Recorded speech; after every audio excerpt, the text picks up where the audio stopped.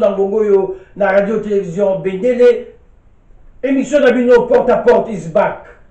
Toujours dans des confinements Makeleka, na kobenga epambate, batata mama deko, na base dans réseaux sociaux, momuninde nini, ezali ya koningana, motoyo, moi mobali yo, tout ça kobenga na kombo ya Jakindala, obiso baso toyebi azali opportuniste, na kati na manjo, après na mboka Congo, alobeli bilobela, moi ebele likolo ya mesonore mbanda moko atumba, oyo azali père à résistance, oyo azali molakisi nzela, toloki tokotika lisusu chance te to vidité na biloba loba oyo ya lokuta mpona koboma pepe na biso miso yango lelo na ndengeli Monsieur Philemon Makeleka oyo azali sene ya Pareco, c'est-à-dire secrétaire national exécutif ya Pareco, tomeka ko décortiquer mpe tolakisa tata oyo ke azali na manjoire, azali na gâteau na kati na monoko tokosandisa ye gâteau ndeko Philemon Makeleka okoto mpo to bana musala kobaso ozali na ngongo oyo na nzela ya bilili mpe radio télévision Bendele wabino ndeko libitali bongo eboka tumba inda two is back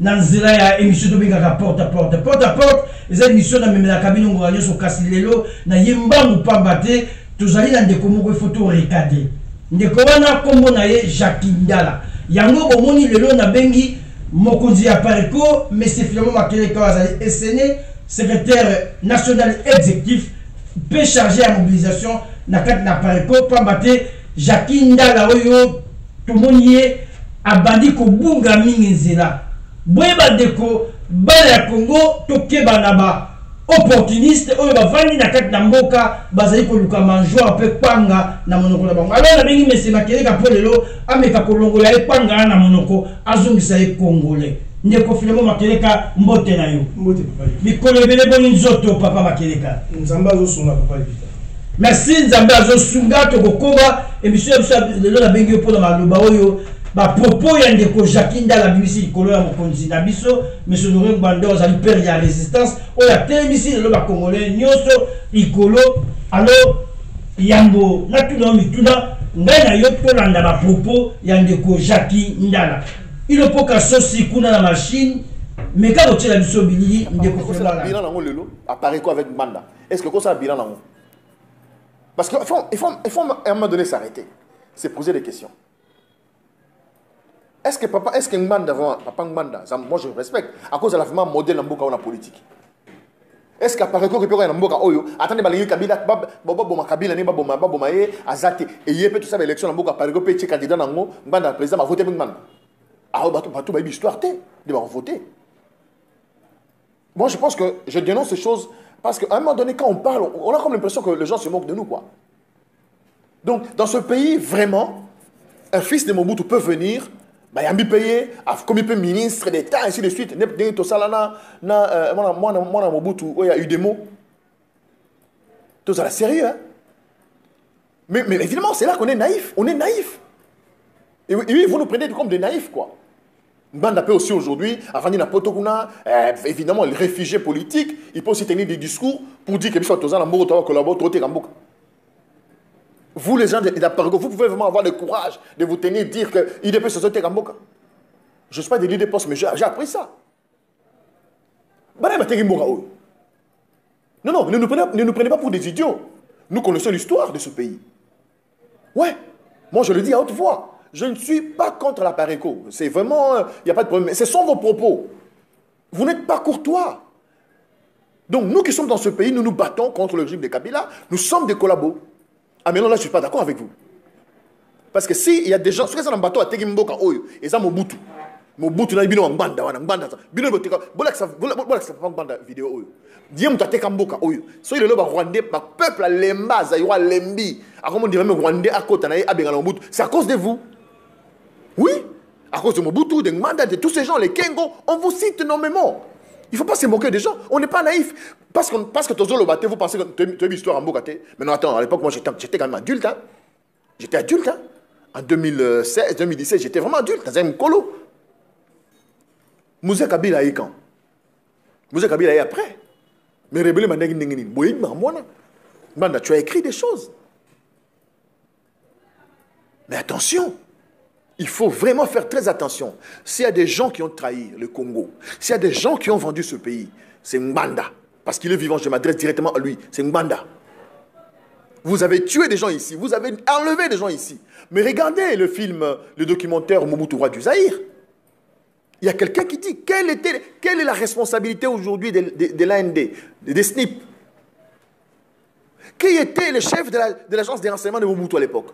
Qui était conseiller spécial chargé de la sécurité de Mobutu à l'époque? On ne m'a pas raconté ces histoires. J'ai vécu ça.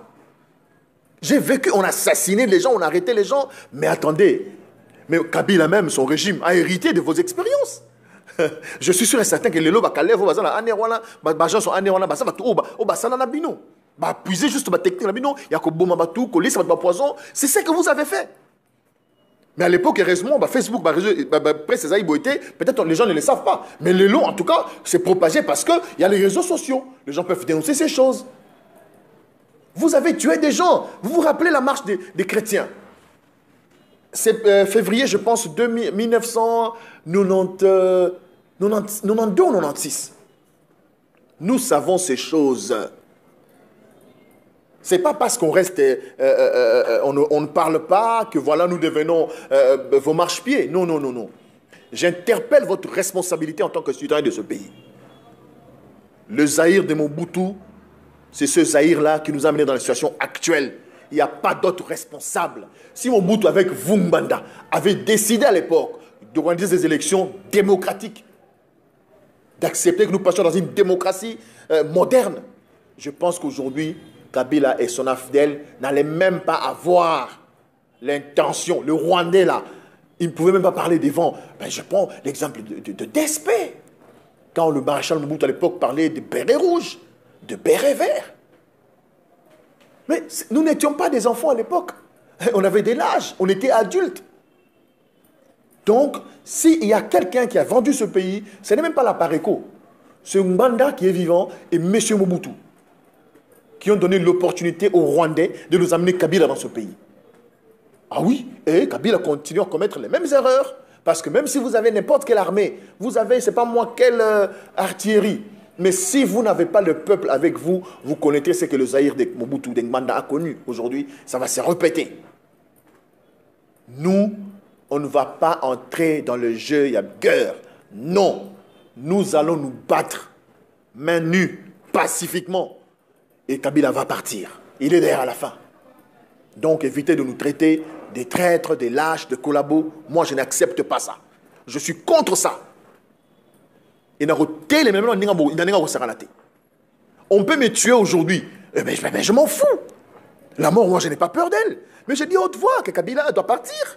Il est grand temps qu'il parte. Je le dis, je suis à Kinshasa. Peut-être que vous ne savez pas. Moi, je suis à Kinshasa, je me promène. Je dis ça. Parce qu'au fait, même attends, cette vidéo parlera à ma place. Dans la Kofi Nangate.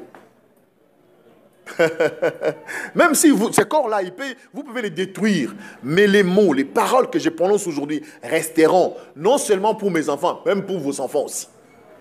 Même vos enfants me suivront.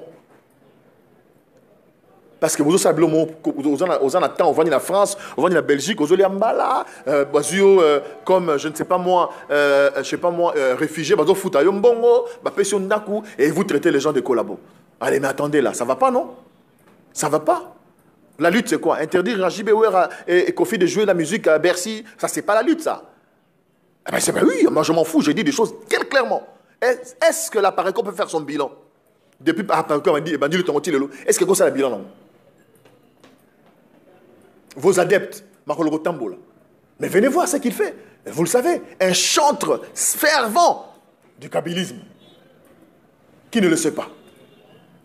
Qui ne le sait pas? Moi, j'ai travaillé avec Kabila, oui, d'une manière privée. Je n'ai jamais occupé une fonction politique, institutionnelle, jamais. J'ai travaillé avec Kabila, oui, je le reconnais, d'une manière privée, et on me payait pour faire le travail. On me paye mon argent et caché, je viens de faire mon travail, puis je pars. Je n'étais pas au cœur du régime. Ouais. J'ai travaillé avec Mende, oui, c'est vrai, mais je n'ai pas occupé une fonction politique. J'ai fait mon travail comme journaliste à la radio-télévision nationale congolaise. Quand j'ai vu que les choses ne marchaient pas, je me suis retiré. Je ne suis pas allé en exil comme vous. Et je ne vais pas aller en exil. Au moment où je vous parle, dans un visa, il y a les États-Unis, mais il y a des États-Unis sous le thé. Parce que j'ai quelque chose, une photo ça dans le boca, je ne peux pas aller en exil. Mais venez, logiquement, je vais mais aussi, ça impact à ma casse. So babomi yo na mboko kabila kangio mais osala bien bakangi ba diomi bakangi ba jekoko mais ces actes là affaiblissent le pouvoir des Kabyles. Venez, nous sommes là, venez. Donc il faut apprendre à respecter les gens. Vraiment, je me disais dans cette émission, je serais vraiment très catégorique qu'on ne se moque pas des gens, qu'on ne responsabilise pas l'IDPS par rapport à ce qui se passe aujourd'hui. Laissez l'âme de feu Tshisekedi se reposer tranquillement. Laissez le combattant de l'IDPS se battre tranquillement. On les a tellement tués, on les a massacrés. Commençons par vous, votre régime, le régime de Mobutu et de Mbanda, a tué les gens ici, les militants de l'IDPS, Boboma, Makile, Tanga. Alors commencez par respecter ces esprits-là, ces âmes-là que vous avez tuées, que vous avez assassinées. C'est que Boubou Kabila a fait aujourd'hui, c'est que vous avez aussi fait. Et c'est vous que Kabila a fait. Alors, Bateka Kimboka Congo, Kobandana, les défunts Maréchal Mobutu, Mpe, mais Sodore Mbanda Saboko Atumba, Oyo le loi sali père ya résistance, Oyo sali Mokonzinayo, Kakati na Pareko, alors dans les gars qui yo, Zoko sali chargé à mobilisation, au mécanano, Lambo Komeka pour éclairer Bisso, Nicolas Namaloba Yandeko, Malombo Kalondeko, Fémo Makeleka. Merci Papa Libita, Nagansi Tolandi Longonga Inayo. Bande copie bonne banda pour nagati bolandi yango ba propos teni ils ont mérité vraiment réponse ils ont mérité réaction na biso pambate Papa Libita mosalo tozali kosala e bandi bozwe sika na kati na banda mboka soto bandi komona moko ya ba congolais po aya a salir to abebisa mosala oyo tokotika boete Papa Libita na landi na bokebi ndeko Jacques Ndala na yoki mama kasi Papa Libita ba propos oyo Jacques Ndala lobby et sengelaki bimapa ya bana oyo bazui malchance ya 20 ans oyo depuis mboka na biso ko na kati na likama bana na balabala bakomi belé o batangi kelasité alors ba propos ya modelo oyo esengaki bima na minoko na bango mais nazo yoka mawa tango moto azolo ba makamba boye soit disant zali komi benga zali licencié atanga na IPN. Vous avez un homme d'État. Et puis, vous avez un homme d'État. On a évité d'avoir un homme de la rue ou bien homme d'État. Alors que homme d'État baby. Alors, Bandeko, Bolanda Malamu, Magambo Jacques Ndala lobi ba propos à tenir, Botana Ndeni Togozongi Sae Moto. Jacques Ndala son Kolanda Biso na vidéo oyo ko itala moyo mokote. Zwata madame na yo, zwata baninga no mi bali bo vanda. Ba yoka pe ba pesa yo tori. Au BBC na niveau ya kosakanate Papa Libita elonga liboso na lina zongisa ndeko Ndala Jacques Ndala na nzela Jacques Ndala zoloba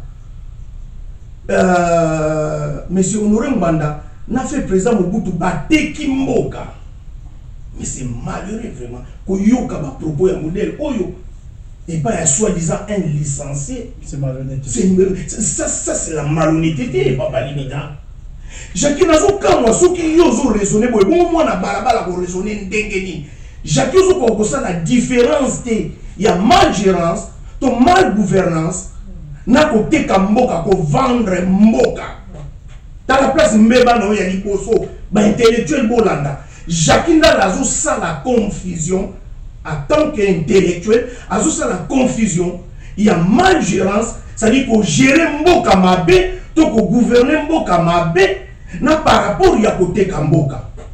Jacques Ndala soko loba qui était deuxième république ba gérer ki mboka mabe j'allais comprendre que to meka ko vendre to ça la débat to tala côté nini ba bongi selaki na côté nini ba baby selaki et ba banda ki ndenge nini ba souke selaki ndenge nini.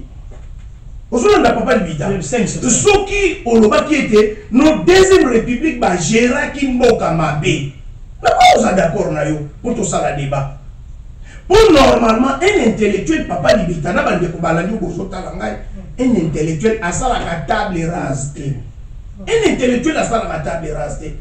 un intellectuel atalaka na vie ya mutu boye likambo nini ya malamu asali na likambo nini ya mabe asali.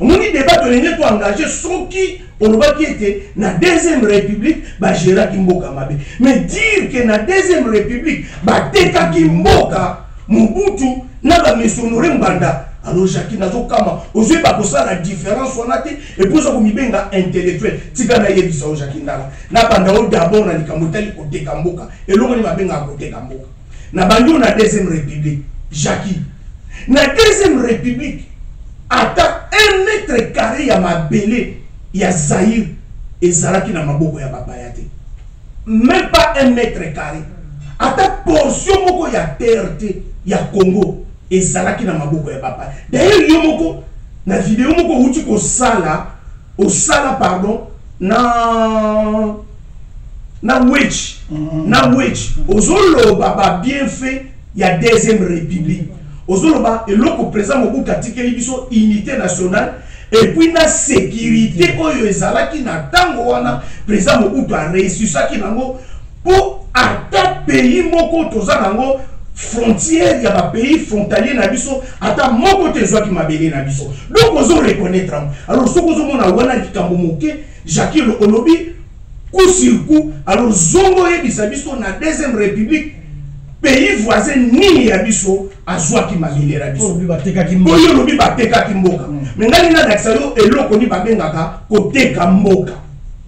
Jackie ndala koteka mboka ezali ndakisa ba accord de Lemera oyebi yango o Laurent Désiré Kabila asalaki na ba Rwandais na boye ina ba. Est-ce que oyebi yango ba accord de Lemera soit disant un homme politique traité de Nice o balinga bateka île de Mateba oyebi yango Jakinda.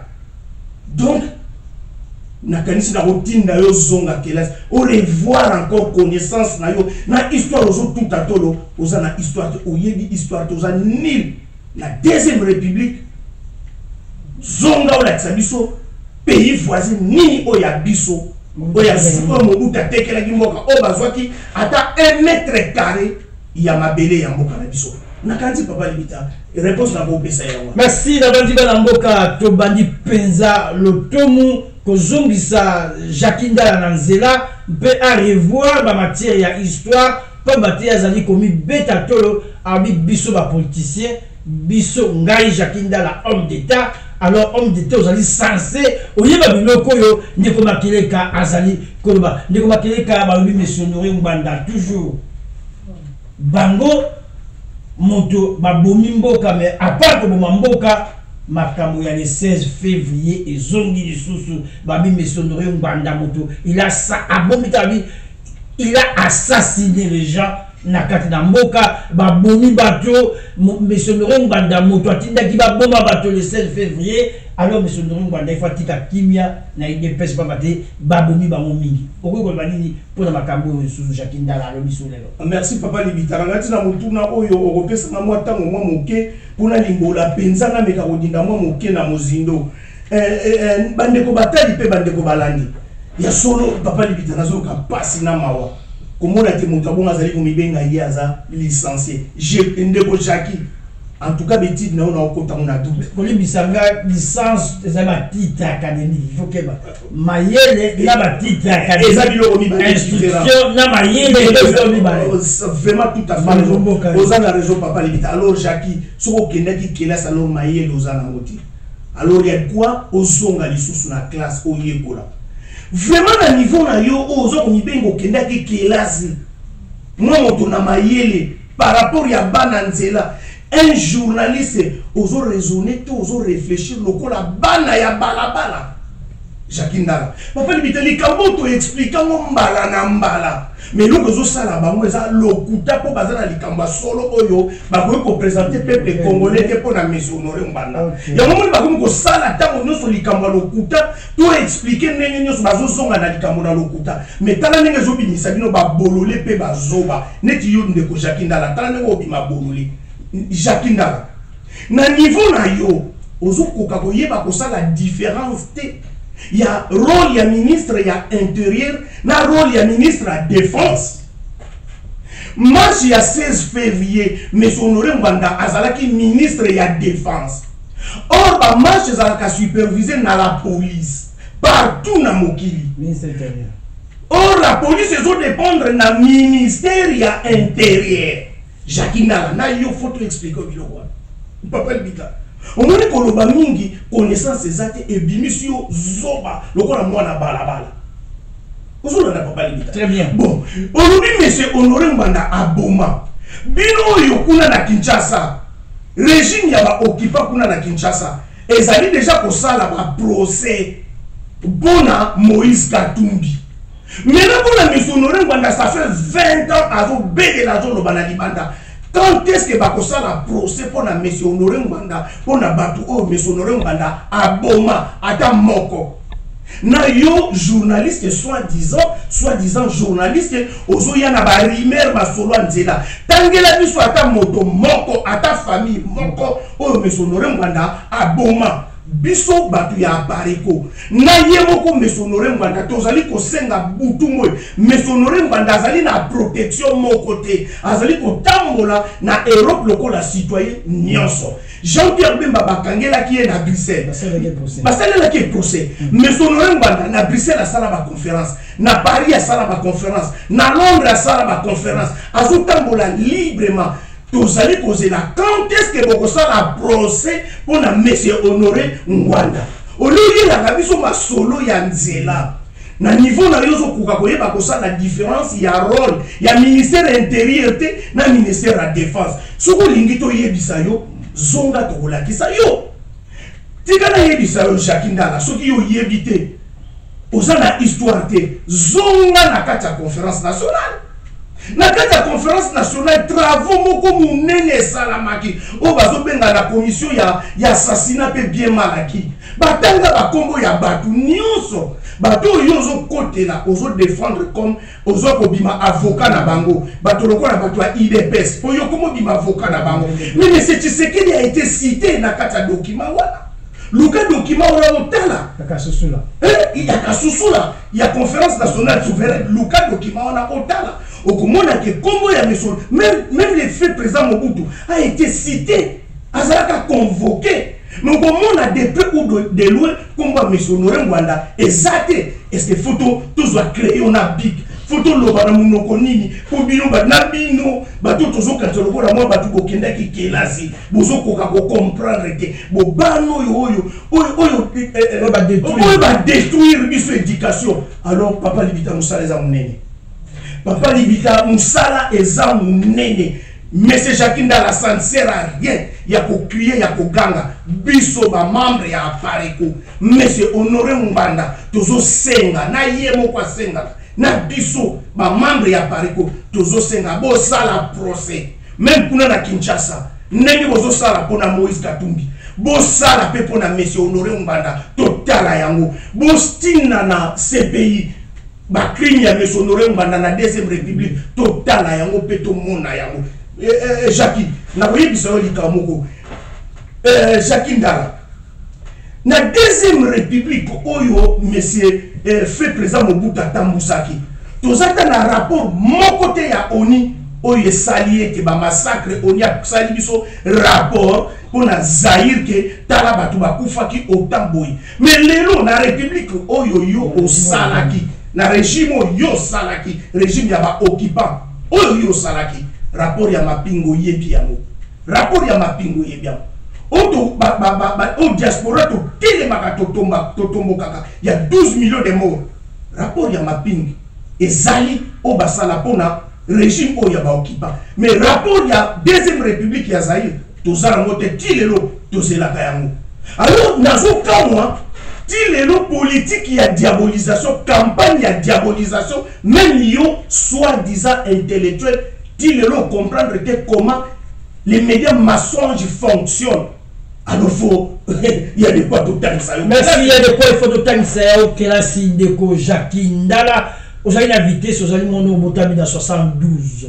Sur la bossalité, vous allez mon nom Vandaki, la cité verte, la deuxième juriste, dans la bonne mémoire. La base, vous allez moi na Oyo, celui qui total malade, Mobutu a eu pouvoir dans 65. dans 72 7 ans après donc bano ba bénéficier éducation peut ko vendre na mobu pour le okoli na ngonga wana. Mais comment vous maîtriser moment où yo vanda quitté moment où yo tanga qui resté donc finalement que ko pesi d'accès solo 20 ans ba bomi éducation est-ce que 20 ans d'éducation na biso ekufi na régime yo vandi lelo na deuxième république ya Mobutu ti ndenge comité ndenge ba américain pe ba mboka nyoso ya ko bengala gouvernement ya Mobutu. Est-ce que comparaison zali? Est-ce que y a photo? Est-ce qu'il y a match? Est-ce que vous pouvez kokisa yango ata mutema mabe zali? Donc finalement que ka kota na motu na mususu ndeko yo Jackie Ndala alubi bilan. Est-ce que bino apareko bon pesa bilan mais sonore mbanda ko pesa bilan et surtout mo ko am sonore mbanda asa moto ta ko lo balika na mboka Congo bongo bato bayoka parce que il n'est pas moderne. Ko le bani na makabutali bilan ba 5 millions apareko bilan na bino. Malo bombo ka onde ko filemo bakeleka. Merci Papa Libita. Papa Libita rien à bisoke bilan ya apareko. D'abord c'est lui-même, c'est lui mais c'est Jackie Ndala mutako banda comment il y a banda et bongo ngana osukisa Papa Libita. Merci monsieur Bakeleka bilan ya apareko bandi na monsieur Jackie Ndala. Alors il opoka le magicien, l'homme qui fait obéir les appareils sur côté absolument moins élément total bon aussi tout ça la commentaire likolo il y a bilan oyo Jackie Ndala sengi pas il y a Filemon Bakeleka mais ndeko Filemon Bakeleka azong simbale na ka ya Jackie Ndala malombo kayo et passer na Sony parce qu'on a comprendre sikoyo on a comprendre penda sikoyo banemi ba tu na comprendre sikoyo oui na comprendre sikoyo pour to ko tala nanu bino bozolo ba biso to tala nanu il faut que ça soit tout pena ba tala biso bazana ki ça ba tala émission na internet ou ba tala biso na ba mikele ya poto na internet to miliki Afrika awa boye baké ezali confirmer mboka na biso ezali occupé na ba étranger. Il faut tout le bayango pour na poto est-ce que ambition direct to comprendre siko parce que makambo c'est na mboka oyo ceux qui ozali mbotama ya Congo motolo ya koko na bakuna na mabela mboka o bako sala mboka konza sala makambo ba sala loté mboka za occupé ba étranger baza occupé baza kokonza biso fumu ki ma olobaki yango ba minginzela bakoya bakokonza bino bakonyokolo bino yango to mona lelo donc tous à la disperser la mécanisme faut tous appeler tout droit ça ma vérité n'est ezaleli mboka za occupé yango besoin on salem po et je dois revendiquer fouti minerval na été la fin de l'année à ça la session bino bo ça la session té à revendiquer bo beti masasi battre balle réelle bo mibana mokolo moto ça venait mboka ça la monter donc mamuto ba siko ezali net biso MRPC to passer mot d'ordre to le tobia solo évidemment mboka za occupé il faut qu'on libérer mboka Kimpwanza, Lipanda, Dipanda.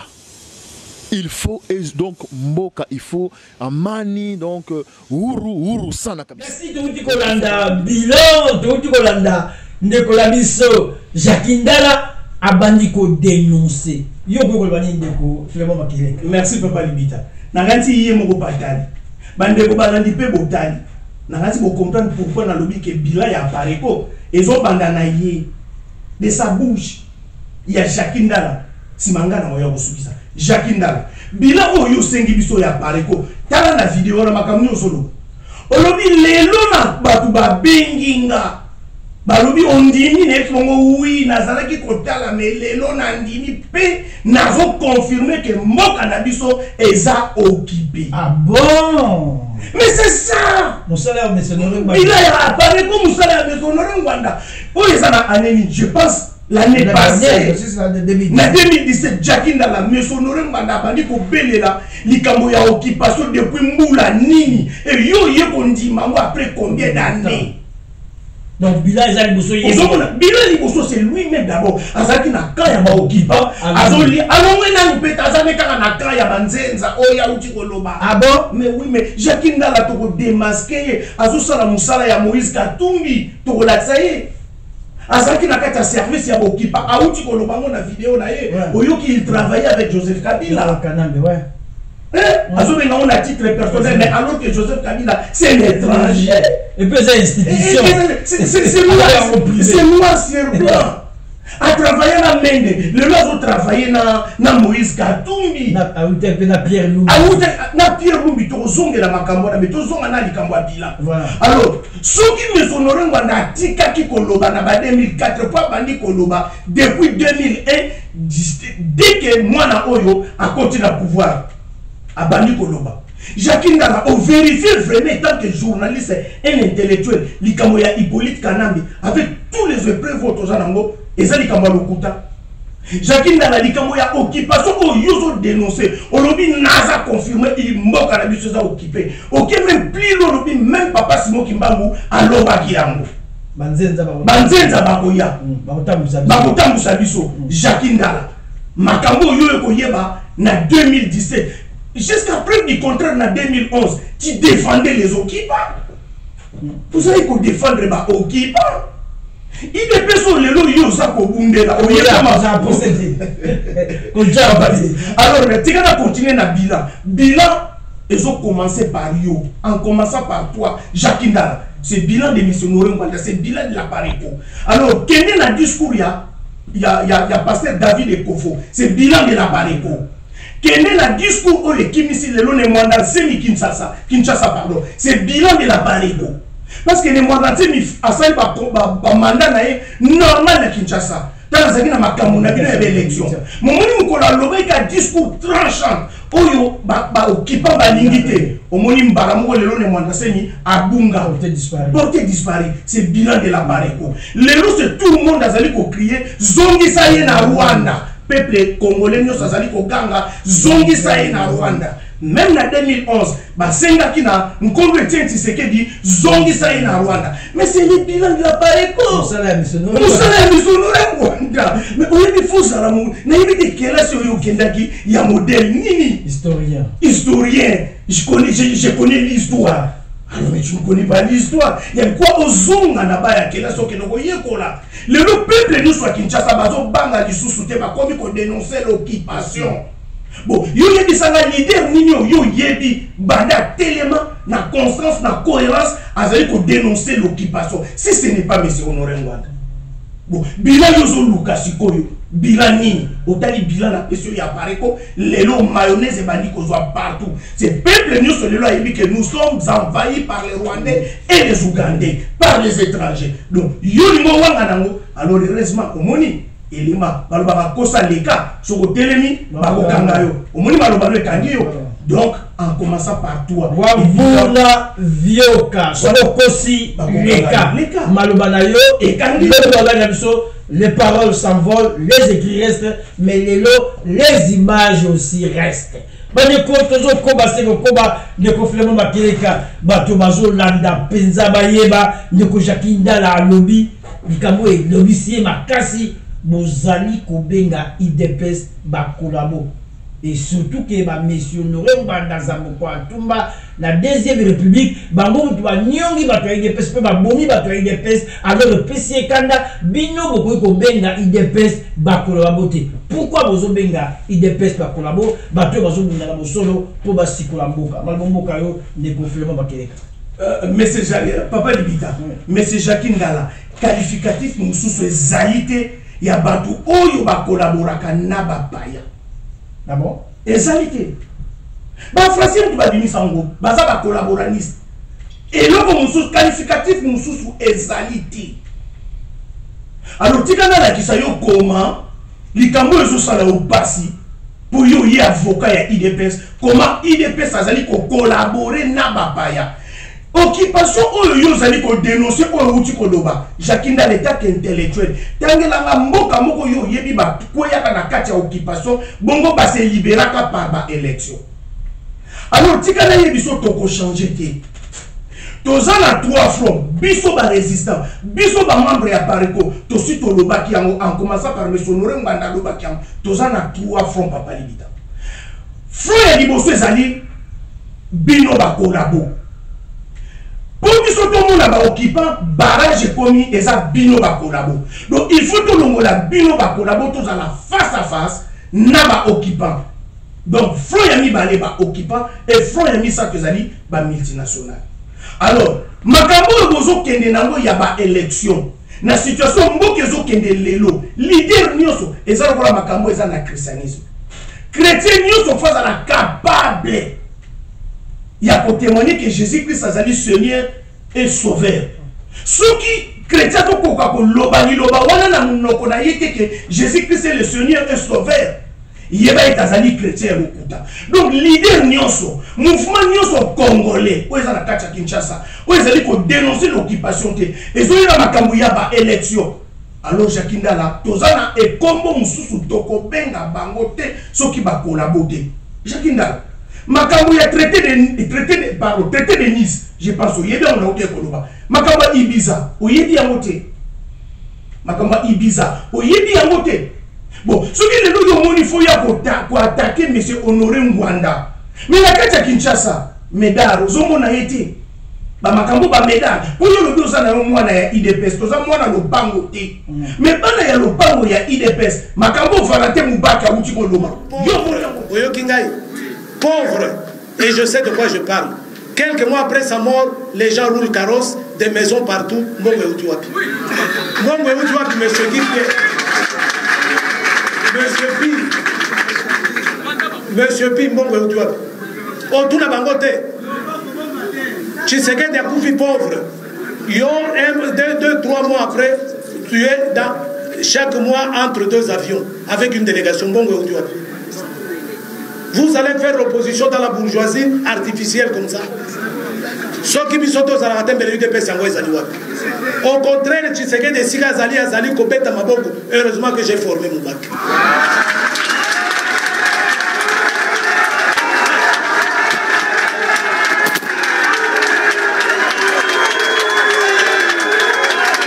Journaliste Boyebi Nga Nakei Kobona Kabila Ndenge Chingombe Alobaki. Oh, j'ai donné la main, il fallait donner tout le bras. Mais je vous dis que je n'ai pas négocié avec Kabila. Pendant qu'il y a ceux qui voient Kabila, autour n'a bangote. Beaucoup d'ana Kabila pour vos solanini. Ba accord au bati signé. Ba signé mon Kabila te. Au condamné en haut. Accord au bati à ta date et à retour et accord. Vous lui avez posé la question de savoir où est la date du retour du corps. Au Fanigné. Au bandi copiolo la sigo au Fanigné. Des journalistes et investigation à Salgabon. Mais Bolobi Korekoya, mon colonine, date au Fandigné. Pourquoi n'a pas qui n'a pas colobate Makambouane? Et c'est ça que ça veut dire. Alors, Tshisekedi, Oebi, Makambouane, Zoé, eu des pèses, Toza Banamikete. Et de l'autre côté, nous n'avons pas que des ennemis, nous avons des amis. Makamouignon Sotoyebi. Nazo Zong, Nazo Kebi Sabino. Kalamingite, ma fiche de paix et Kobima. Bokomo n'a pas combo ya bato. Bokomo n'a pas combo na bango. Nege bazo Kambongo. Biso jamais, je répète, monsieur Pi, Elenga, aucune seule fois, je n'ai reçu aucun sou de Kabila. Et me poser la question aux autres, dites-leur, Moubaka dit qu'il n'a jamais reçu. Et vous pouvez dire la même chose. Mais président, si vous avez reçu, est-ce que vous allez accepter ça? Mais parce que les autres vont dire, Yangoyo, Bagoye la preuve. Bagoye la preuve. Pourquoi Nini? Parce qu'ils sont menacés. Nandek Nazol Baboye Biangope. Baza menacé. Sikoyo ils font di maboy, ils font di maboy. Ozwaki boy pona boy. Olingi soute poani. L'heure de vérité approche. Neno koyeba qui est traître qui ne l'est pas.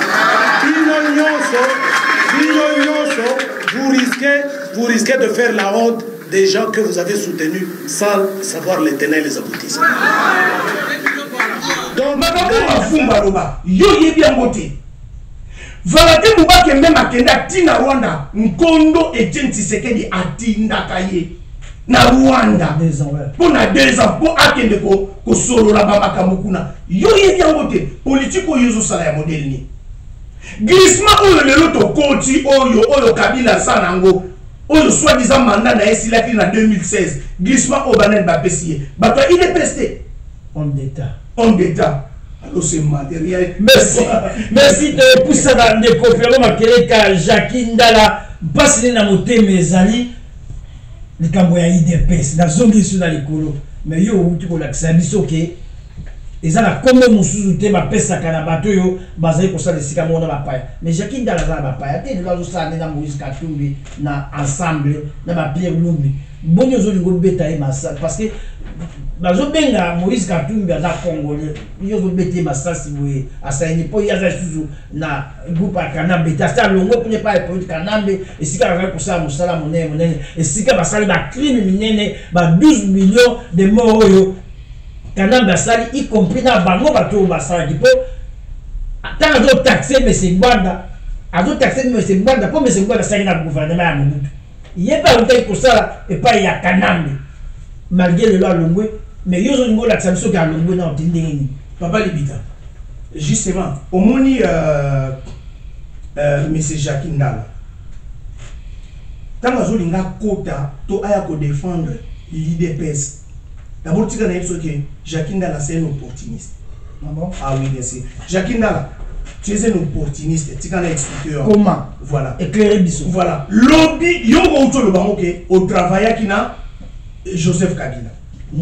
Jacques Ndala, moi je suis congolais, je ne suis pas rwandais, je suis congolais. Des pères et des mères, même des arrière-parents. Tout ça d'accord. Mais tu es un congolais, qui mendiant et pas il y a des étrangers.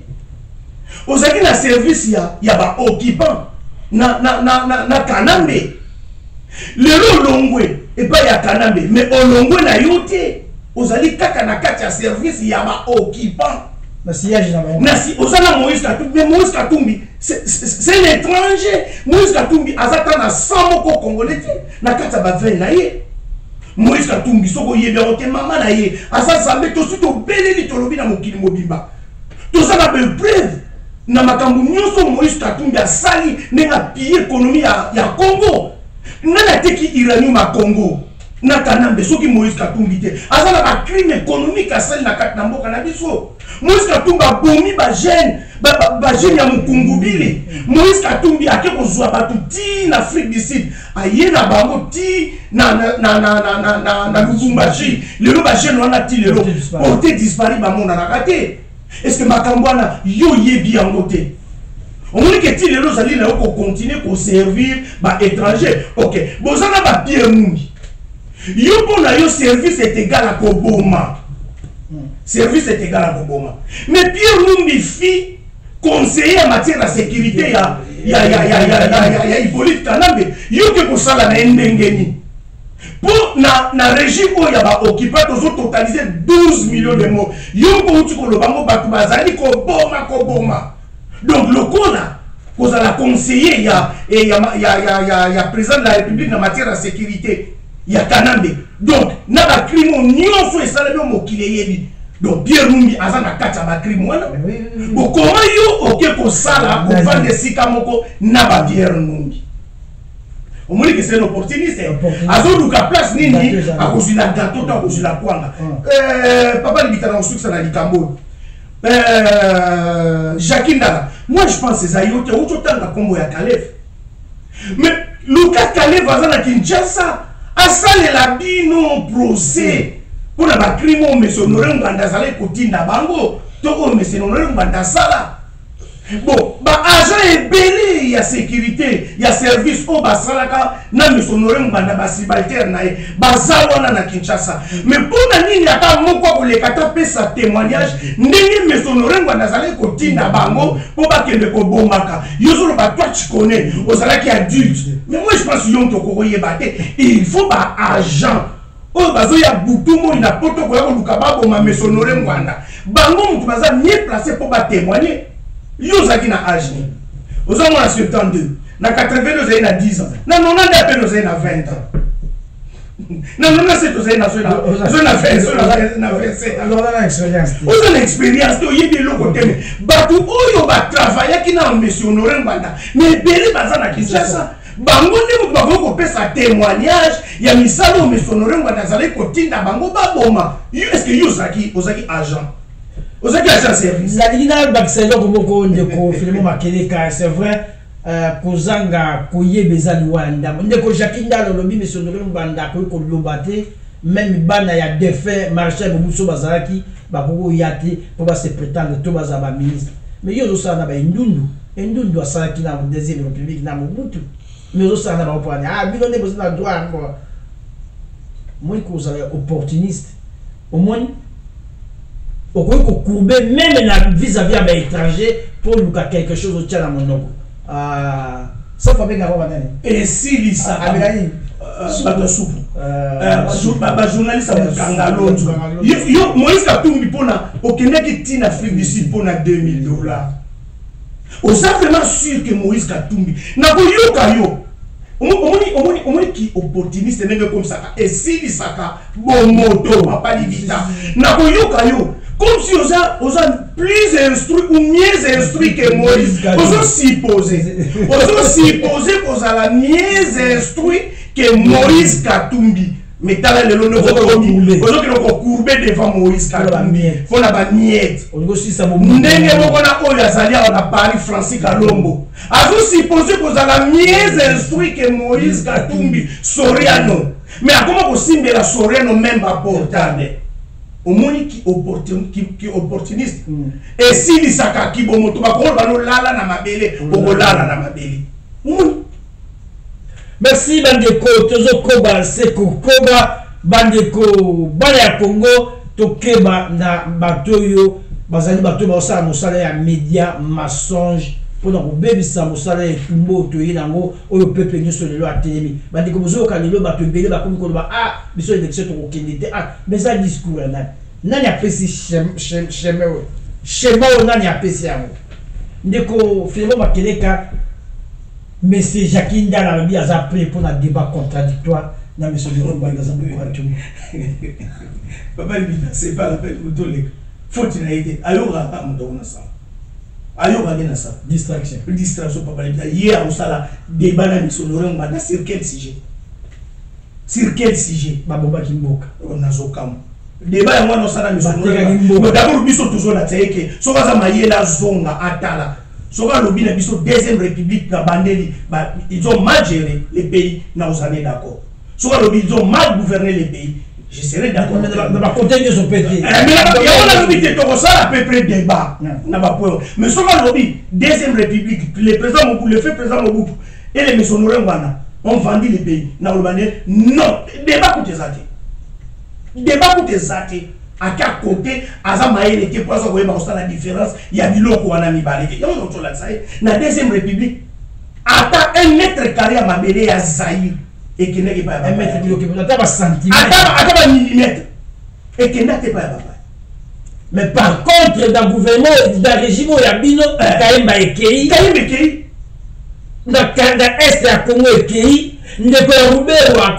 Même chef du village na kati ya Congo nommé na kati ya Congo bino bozali na régime ya bino bana ba tekimboka bana tekimboka tout ça ba réaliste batata bana ba tekimboka Mobutu ba tekimboka to bino to tekimboka mais laisse-moi vous dire un truc batata ba bande kibozo na biso bobo santé les Zaïre à l'époque dans makambo to ba 97 les Zaïre a été attaqué par 7 pays réguliers, y compris l'Amérique, Matakaki, Zaïre à l'époque. Mais la complicité, il y a des politiciens congolais, autres joueurs qui collaborent. Il est ça dans la carte. Maintenant, il va démobiliser les militaires zéro à l'époque. Maintenant, il va démobiliser d'autres politiciens à l'époque. Si ce n'était pas l'IDPS, alors il faut que tu sois de Fungoli Miso, tu as la soutien de Makambo à Congo. Il y a encore cette question de Makambo à Congo, tu as la référence. C'est quoi les Tozoya, M. Banda, n'a évité son à 92, son à 96, Makambo ya marche. Aux allons la précision, mais aux allons la précision de ça. Papa, il faut leur compliquer.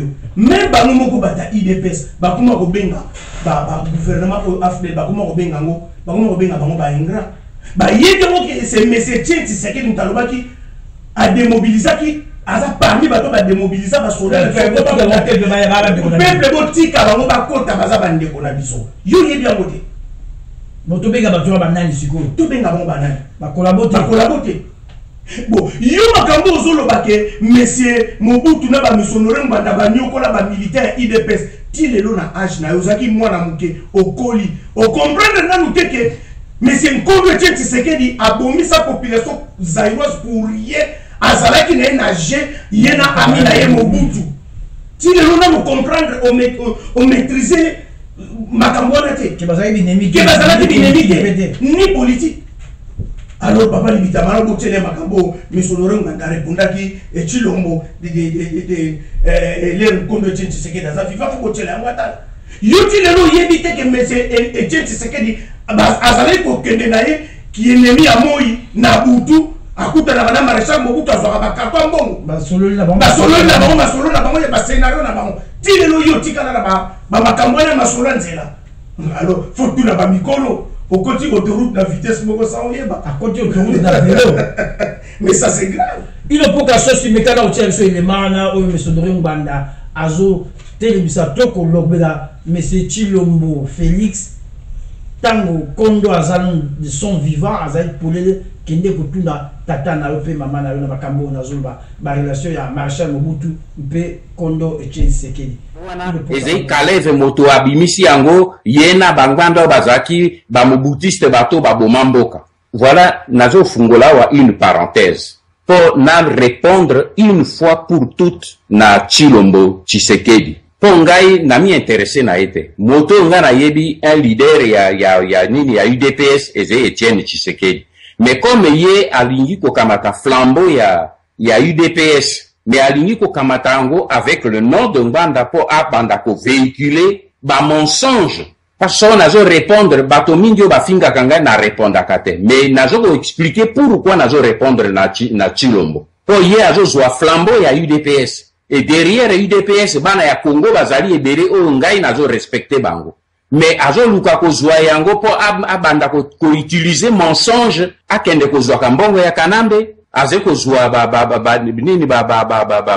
corruption et pour te justifier corruption wana abomba yango et so balingi ko tuna justification lobi bangbanda o bazai ba mobutiste o ba bomamboka na Mobutu. Je veux que Chilombo ayeba une chose. Balobaka, il faut pas secouer le cocotier quand tu es au sud du cocotier. À ça, l'attention, il est en train de secouer le cocotier. Mais si on veut secouer le cocotier, il y a des noix de coco. Tant que katana, so que zo ya et ko quitter la yon à motu. So que ze motu ya mayere ayoka bien loko na zo lobele parce que je ne reviendrai pas une seconde fois. Mais aujourd'hui, je tiens na parenthèse yo na yebisaye Chilombo de son père Tshisekedi. Tata na yo Tshisekedi. Na Honoré Nganda. Oyo zoloba mobutiste ya bomamboka. Nani oyo azali mobutiste oyo asala na Mobutu dictature. Parce que batu baje ko profiter mingi na ignorance ya bino ba jeune ya lelo pour beaucoup 80% ya ba jeune toze oyo ya bato toze population na biso ya Congo lelo eze bato babotami na autour ya 1960 et après 1960 donc eze bato basé na ba 55 kita na se.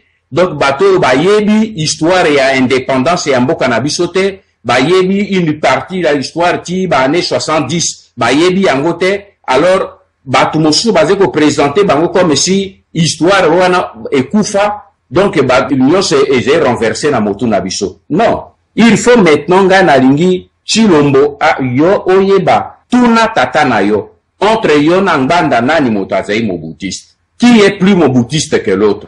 Opposer une question wana parce que na 1959 tata na yo akutanaki na Mobutu na Bruxelles comme ba conseiller à Lumumba Nganda azaki une école primaire. Je vais vous situer dans le temps pour peut-être oyebi histoire te ofandaki kana poto ozoli ya mbongo mais ozo okoli na mbongo ya Mobutu mais ozo yeba te ke okoli na mbongo ya Mobutu peut-être mais lelo nazo yebi so ke yo okoli na mbongo ya Mobutu oze mobutiste oze produit ya mobutiste. Tata na yo ayebanaki na Mobutu depuis 1959. Nganda azalaki na école primaire. Na 1960 tango tata na yo basali nini opération ya kokanga Lumumba pe ko boma ko tinda na Lubumbashi. Bato babomi démocratie. Eze bato babomaki Lumumba. Mais bato babomi Lumumba tata no azena kati. Lelo bozo benga père ya démocratie mais il y a l'assassin de la démocratie. Eze bato babomaki Lumumba.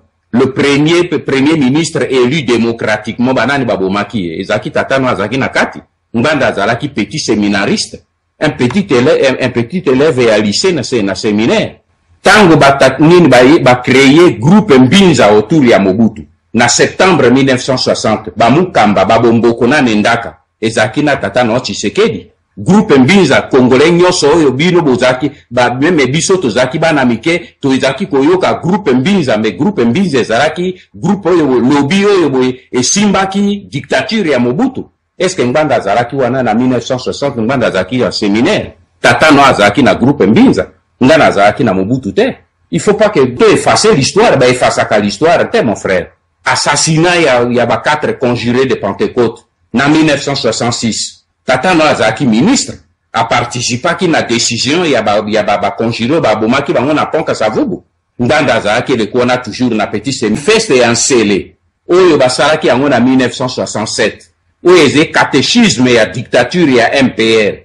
Mais comment qui a manifesté à scellé bana e bato misato. Makanda Tshisekedi na Nkoi. Tata no azaki na kati Ngbanda azalaki elekuwa na zaida na nini na séminaire na jo terminé na 1968 tango babomi mulele na octobre 1968 tata no azalaki ministre azalaki na kati ya bato ba decidaki liwa ya mulele. Ngbanda azalaki wapi? Ngbanda azalaki na nani na Lovanium na première année na Lovanium. Ezala massacre ya ba étudiants et salemi na 1969. Tata no azalaki ministre Ngbanda azalaki parmi les victimes.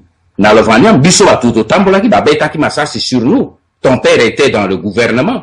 Institutionnalisation ya MPR oyo nini décision oyo komisi MPR dictature. Olinga te ozali na MPR. Batu baye bakango te. Basalaki yango na 70.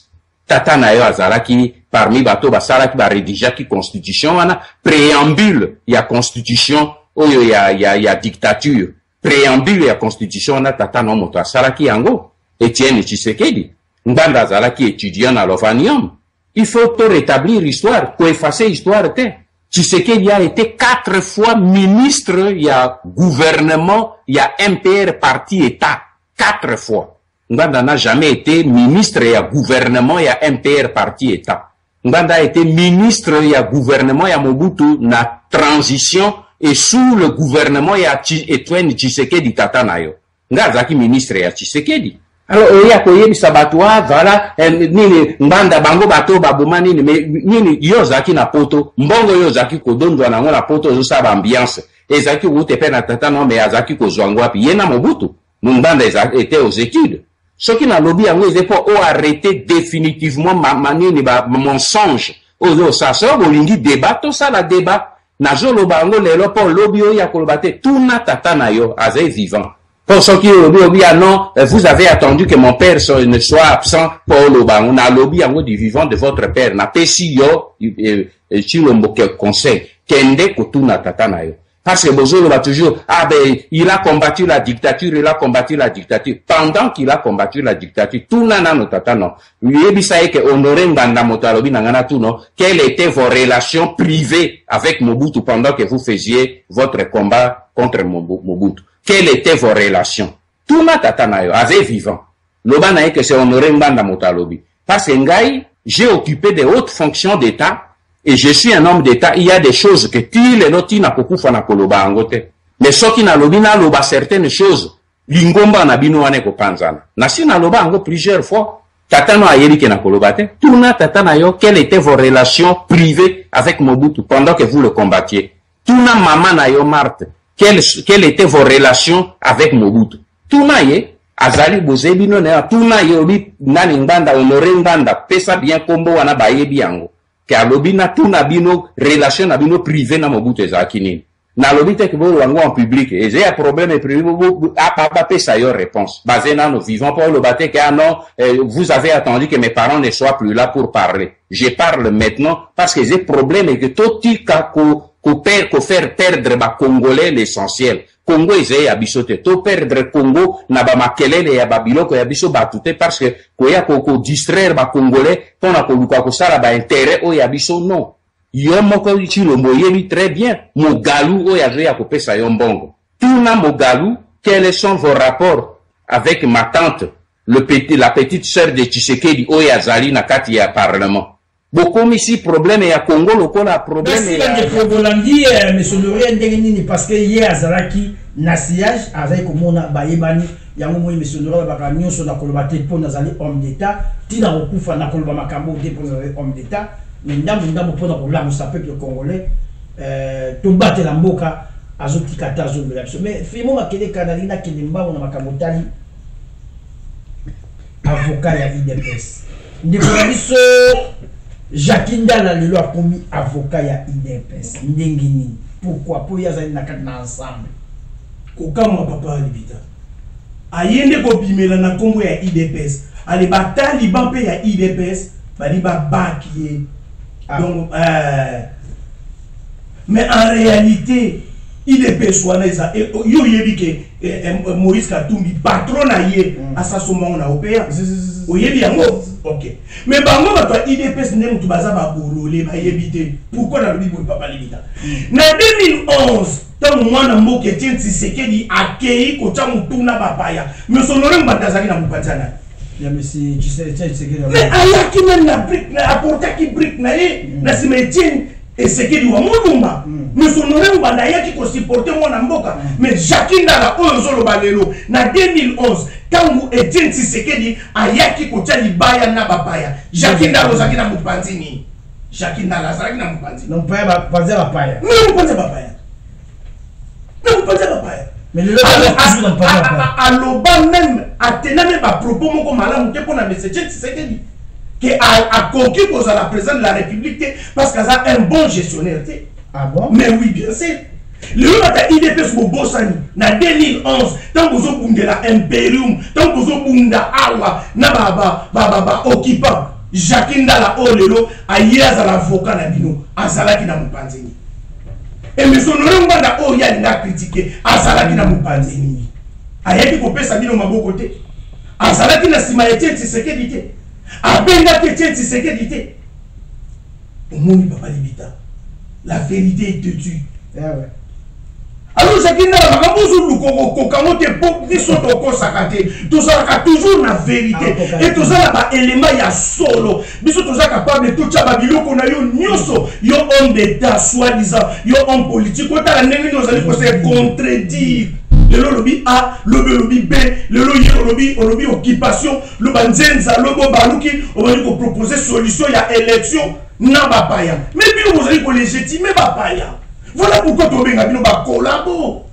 Mboka ni ezaka na occupation et n'a élection n'a pas paya. Ata ba koko na biso, tant que zaka na banzenza ya liboso, otozo benga ba belge, ba kolo, est-ce que tu kenda na bango élection? Never, non. Voilà. Voilà, vous êtes des collabos. Merci la découverte de la émission de Manifa Nasuka, il y a émission à Lelo.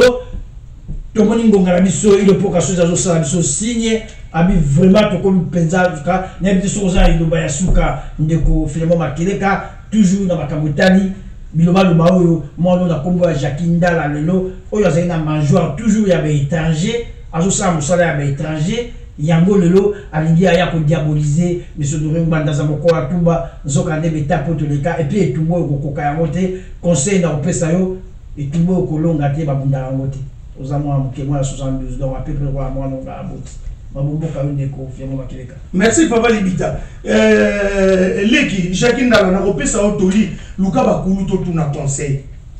Héritage au Mobutu a tiqué la biso ya unité nationale yango lelo zo sunga Congo pour la balkanisation.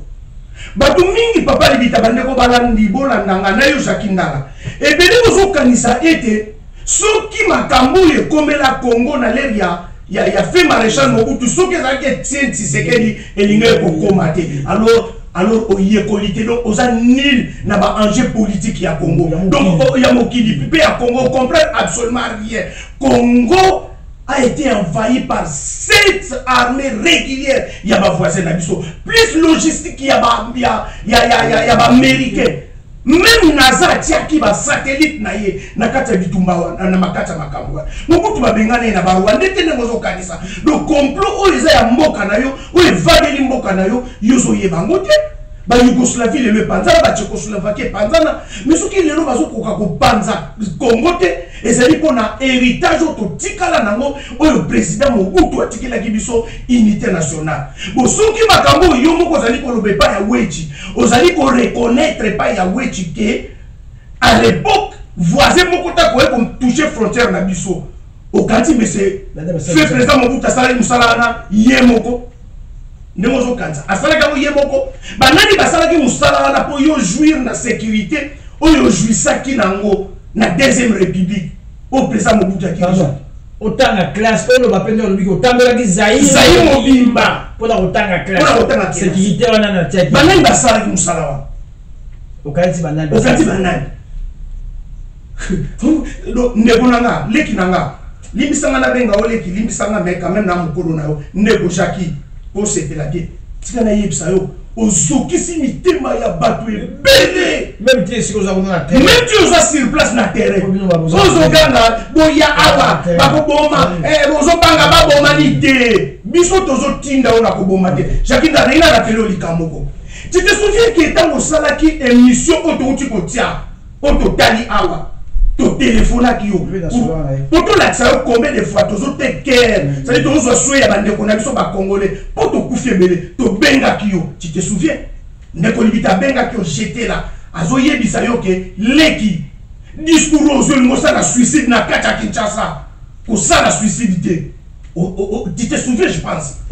Alors yo ozokanisa soki yo poni na yo osala suicide oluka kokufa na yo mais sonore nganda pe fois ya po ya kosala suicide po yozo yeba te batu ozana bango en face oyoka na makambu Laurent Désiré Kabila lobaka alobi na kimisaki mais Etienne Tshisekedi parce que je savais que bato bayaki nanga ils avaient la gâchette facile yo yebi bato bazana sur place. Donc biso tozotinda yo to ke no kokufa soki yo lingo konyoka na suicide na yo ezayo mais ko tinda biso te ko benga mesonore nganda te ko kokufa et puis tika na yebisa uta mozoganga mesonore nganda yo koko yawa o l'équipe na télévision yo ozoloba na arrogance nyoso okoko leka opposer candidature ba voter yo mozango mikosa nana yebiso Jakinda toi tu ne vaux pas 40 millions de personnes ou 1 million de personnes ce que yo lingi mesonore nganda te o ganti ke ba kunsu ba voter mesonore nganda zate et nana yebiso ce qui m'a posé candidature forcément il faut comme président de la République. Les peines awa oyebi mbula boni asana na kato opposition ti lelo na koma président de la République te oyebi ba parti za na poto na yebisio et na yebisio soki yo lingi mutute donc 80 millions ya ba congolais ba lingi ete et tika na yebisa yo osa penza bolakisi penda kokenda kikela cité leader balandaka yete na beauté na ye balandaka yete kwaza mulai balandaka yete kwaza kitoko balandaka yete kwaza mukuse mais leader balandaka ye na pensée na ye idéologie na ye. Alors aujourd'hui c'est tout Kinshasa qui dénonce l'occupation. C'est tout Congo qui dénonce l'occupation.